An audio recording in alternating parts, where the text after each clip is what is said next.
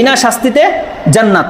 তোমাদের মধ্যে কোনো ব্যক্তিকে এমন আছো যেটা পছন্দ করো, যে এটা পছন্দ করে যে আমি সেই ব্যক্তি, আল্লাহ আমাকে বিনা শাস্তিতে জান্নাত দিয়ে দেখ। রাসূল সাল্লাল্লাহু আলাইহি ওয়াসাল্লাম বলছেন তার দুইটা করণীয় আছে।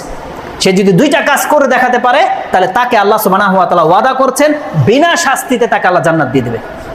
সে কাজ দুইটা কি? যদিও কাজ দুইটা খুব সিম্পল, কিন্তু করে দেখাতে পারলে আপনি হয়ে যাবেন জ্ঞানার। রাসূল সাল্লাল্লাহু আলাইহি ওয়াসাল্লাম বলছেন ফালতুদরিকুহু মানিয়াতুহু ওয়া হুয়া ইউমিনু বিল্লাহি ওয়াল ইয়াউমিল আখির।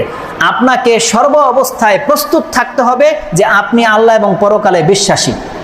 কারণ মালাকুল মউত কারোর সাথে কোনো ডেট ফিক্সড করা আছে, টাইমিং করা আছে, যখন সময় আসতে পারে, তাই নয়? যখন তখন আসতে পারে। রাসূল সাল্লাল্লাহু আলাইহি ওয়াসাল্লাম বলছেন মালাকুল মউত তো যখন তখন আসবে, এটা তো আমাদেরকে জানিয়ে দেওয়া হয়েছে। তুমি এখন জেনে নাও, তুমি প্রস্তুত থাকো। কি নিয়ে? তোমার সরঞ্জাম নিয়ে। যে কোনো সময় তোমার ডাক আসবে, আসো তোমার ফ্লাইট চলে আসছে, যাতে তোমাকে যখন ডাকা হবে তখন যেন তোমার কাছে দুইটা জিনিস থাকে। সেটা কি? ফালতুদরিকুহু মানিয়াতুহু ওয়া হুয়া ইউমিনু বিল্লাহি ওয়াল ইয়াউমিল আখির। তার অবস্থাটা যেন এমন হয় সে আল্লাহ এবং পরকালে বিশ্বাসী।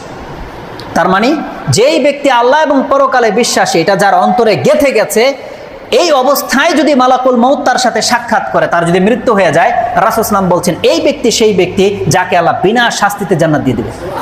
এটা হচ্ছে ঈমানের পাল্লা। একটা কাজও করে দেখাতে হবে। সেটা কি? ওয়ায়াতি ইলান নাস মা ইউহিব্বু আইউতা ইলাই। এবং মানুষের সাথে তাকে ওই আচরণ করতে হবে যেই আচরণটা সে নিজের জন্য পছন্দ করে। এটা খুব কঠিন লাগছে, তাই না? আরে পরকালের প্রতি, আল্লাহর প্রতি বিশ্বাস তো মুখে বলে দিলেন, হয়ে গেল। কিন্তু রাসূল সাল্লাল্লাহু আলাইহি ওয়াসাল্লাম বলেছেন বিনা শাস্তিতে নাজাত পেতে হলে তোমাকে তোমার ভাইয়ের সাথে ওই আচরণ করে দেখাতে হবে যেটা তুমি নিজের জন্য পছন্দ করো।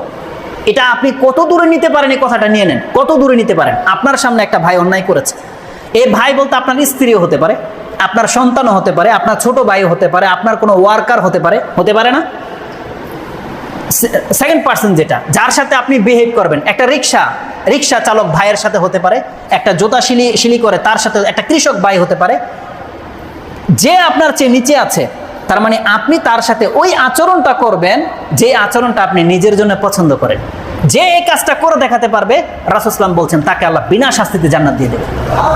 তার মানে আপনার সাথে কেউ অন্যায় করেছে, এখন আপনি ওকে থাপ্পড় দিবেন, এটা আপনার প্ল্যান বা এইম, টার্গেট, ওকে থাপ্পড় দিবেন। আপনার এটা জেগে গেছে, মাইন্ডটাকে চেঞ্জ করে নেন। ওই জায়গাটা আপনি, আর ওই লোকটা এখন আপনার স্থানে আছে। ও আপনাকে কি করবে, এটা কি চান আপনি? ও তো ভুল করেছে, রিক্সা আপনার পায়ে লাগিয়ে দিয়েছে, একটু কেটে গেছে বা কাপড়টা ফেরে গেল, লাগিয়ে দিয়েছে। এখন আপনি রিক্সার জায়গায় চলে যান, ওই লোকটাকে মালিক বানিয়ে দেন। এখন আপনার যে অপরাধ হয়ে গেছে, আপনি কি আশা করেন? আপনাকে একটা থাপ্পড় মারুক, এটা আশা করেন? আমি আর আপনি কি চাই তখন? আমিও চামো যে আমার ভুলটাকে ভুল ভেবে আমাকে মাফ করে দেখ, তাই তো না? যে আমাকে লান্তান না করা হোক, আমার ওজরটাকে, আমার আপত্তিটাকে সে গ্রহণ করুক, আমাকে ক্ষমা করে দিক, এটাই তো চাই নাকি? নাকি আপনি চান যে আমাকে এখন আমার মা বোনকে নিয়ে গালাগালি করুক আর আমাকে থাপ্পড় মারুক? এটা চাই কেউ চাই না। তার রাসূল সাল্লাল্লাহু আলাইহি ওয়াসাল্লাম বলছে তুমি যদি বিনা শাস্তিতে জান্নাত পেতে চাও, তুমি ওই ভাইটার সাথে এই আচরণটা করে দেখাও। যদি করে দেখাতে পারো, তোমাকে আল্লাহ বিনা শাস্তিতে জান্নাত দিয়ে দেবে।